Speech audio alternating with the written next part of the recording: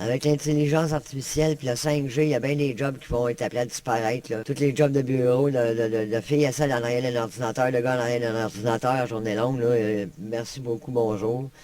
Les emplois de livraison de colis, là, merci beaucoup, bonjour, parce qu'ils vont éliminer tout le trafic sur le chemin. Les routes, là, ça sera plus pour le monde. Les routes vont être pour les chars autonomes.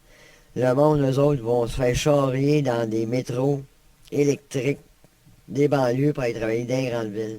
Les services de sécurité de police, là, avec des drones qui n'ont pas de jugement, rien qu'un programme, là, un paquet de caméras, ils n'auront plus besoin d'officiers de police. Tous les comptoirs bancaires vont être fermés, non, ça va être pas en ligne, ça. Tous les vendeurs d'assurance, les ventes d'assurance, ça va se faire en ligne, sans commis, sans service. Ça va te coûter plus cher.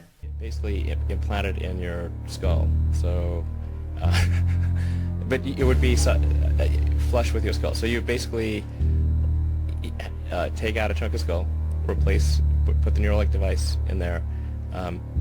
You put the electrode, you'd insert the electrode threads very carefully into the brain, and then you stitch it up, and you wouldn't even know that somebody has it.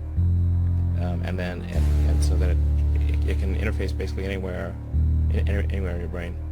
So it could be something that helps cure, say, eyesight, like give you returns your eyesight, even if you've like lost your optic nerve type of thing. Really? Yeah, absolutely. Hearing, obviously. I mean, pretty much anything that it could, in principle, fix almost anything that is wrong with the brain. Yeah, you replace that, say, 1-inch diameter piece of skull with this Neuralink device, and that has a battery and a Bluetooth and an inductive charger, and then you also got to insert the electrodes. So the electrodes are very carefully inserted with our robot that we developed.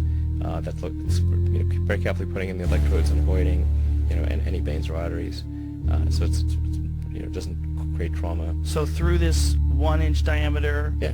device, electrodes be inserted and they will find their way... Like tiny wires, basically. Tiny wires. Tiny wires. And they'll find their way to specific areas of the brain to stimulate? No, you literally put them where they're supposed to go.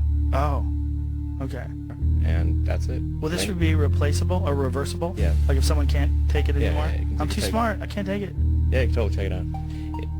I mean, ultimately, if you want to go with full AI symbiosis, you'll probably want to do something like that. Symbiosis is a scary word when it comes to AI.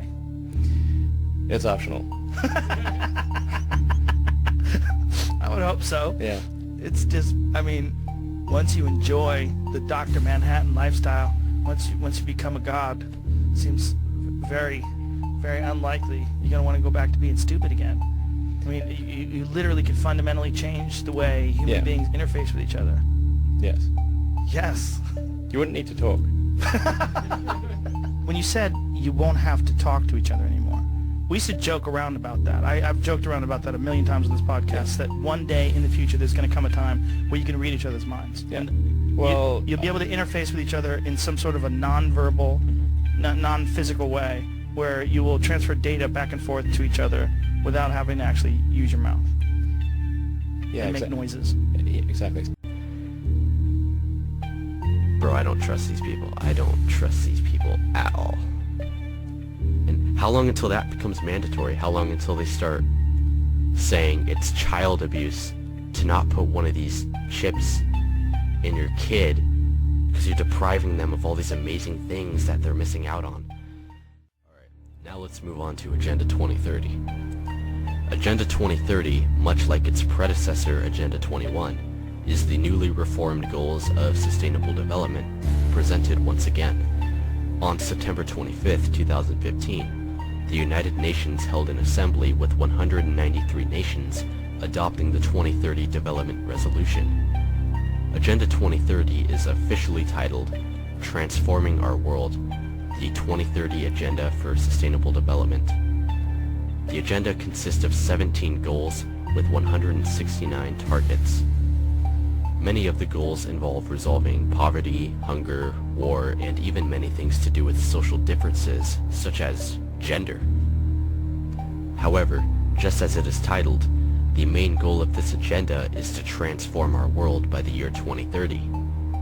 Agenda 2030 didn't take full effect until January of 2016, but this plan is to work hard during the years leading up to 2030, and to change the world for the goals of this sustainable development. Much of Agenda 2030 is the same goals as Agenda 21, but it is only being re-emphasized to keep pushing the goals for the future world. How do you think sustainable development and the nations of the world are going to feed all the hungry people? Do you think the nations are going to ask their farmers to grow food for these people, and however much the farmers of the world provide, they will get paid and receive benefits? No, of course not. Just like the goals of Agenda 21 and the New World Order, Agenda 2030 wants the one world government to be the only food source and the only source of shelter. The same goes for every other aspect, such as water and land. They want complete control over the human resources, and this agenda is simply just pushing it further. The document of sustainable development is disguised by the United Nations as a harmonious act of peace to solve the issues of the world. Meanwhile, these same psychopaths are the ones creating the problems to begin with.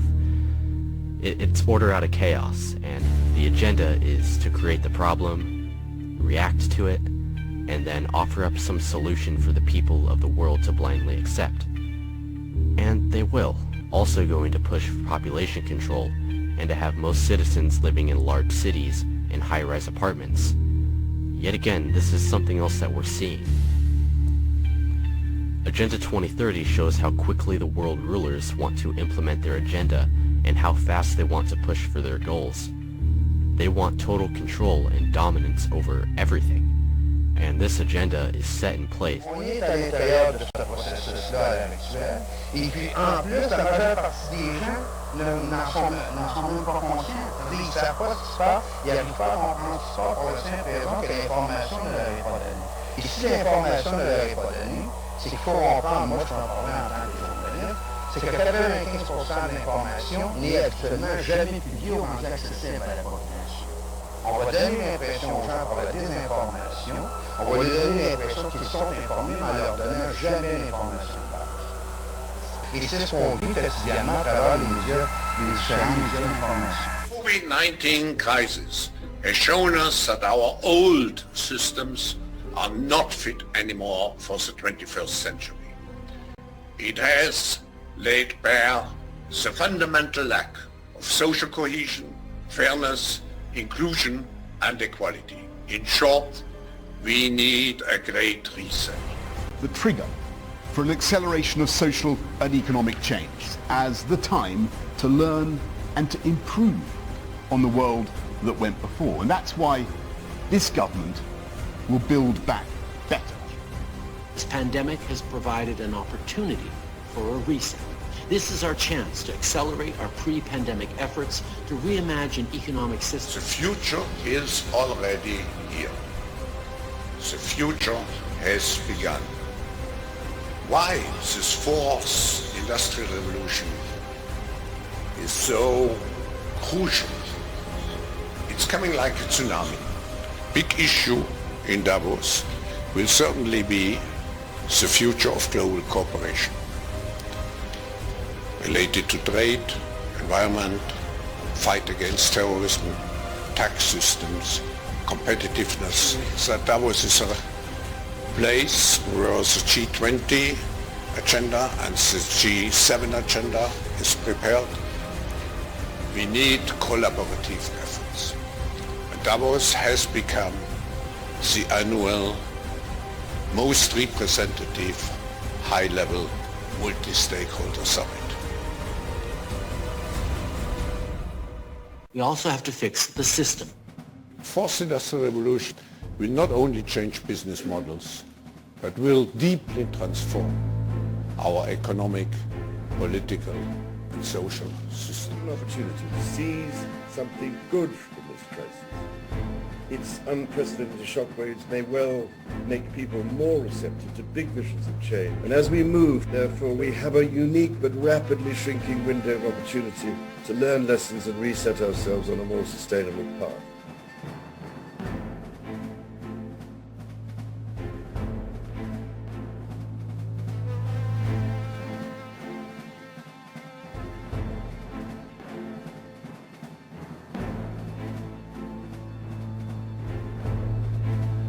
Je vous demande de rester chez vous.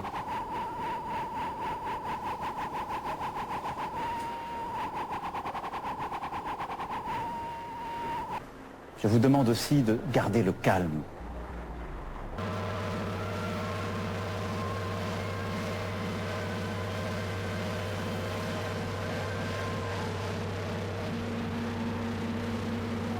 J'ai vu ces dernières heures des phénomènes de panique en tous sens.